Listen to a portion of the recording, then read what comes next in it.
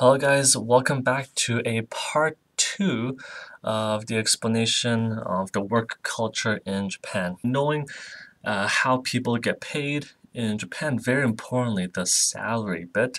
I'll explain what people do in Japan and what employees put into the company. This is a very general idea. I'm not saying that this applies to every company or every person working in Japan, Japanese or not, but this is a very general idea on what people think work is. So for a company, usually once people graduate from high school or from university or other postgraduate studies, they work for a company, and that's the company they stay at their entire life. I know it's a very big thing, but it shows the commitment, and they're willing to go through the ranks, then change jobs or change to an easier job and go from there. Once they pick one job, they stick to it. It's like family to them. That's the really general view on what people view a company. Also, because of that, they're obligated to do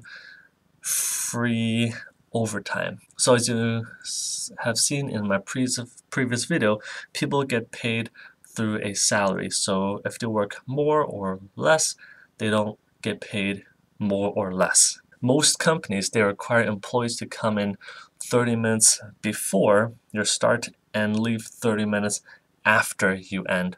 So if you work, let's say 9 to 5, almost everyone in Japan has a 9 to 5 job, but knowing the obligation, they're not actually working 9 to 5. They're more likely working an 8 to 7 shift or something. If you see that, it's like, wow, 1 hour before and 2 hours after. Sometimes they have extra work to do, or they have to stay behind to help other people, or just random things come up. And also, because of the dedication they have, they are obligated to help. And again, they are not getting paid any more than they are being paid if they leave at 5 or come in at 9. You are obligated to come in earlier, and you are obligated to leave later. That's something that's very difficult for people who are foreigners to understand in Japan. Coming to work on time is considered late.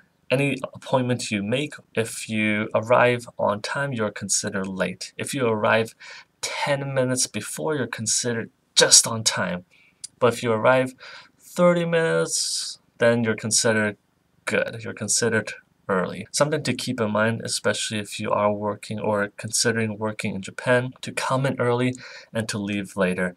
It shows that you are willing to put more into a company, that your job is not just a job, but it's part of your life. I know it's not something that most people want to hear. Coming to Japan, they want to have fun, they want to, enjoy themselves in Japan. But work is a big influence for these people, so something to keep in mind if you are thinking of working in Japan. It's not as easy as you think it is, and the hours you work are not necessarily the hours you will work for. So generally, lots of students I meet, they say, oh, I have a 9 to 5 job.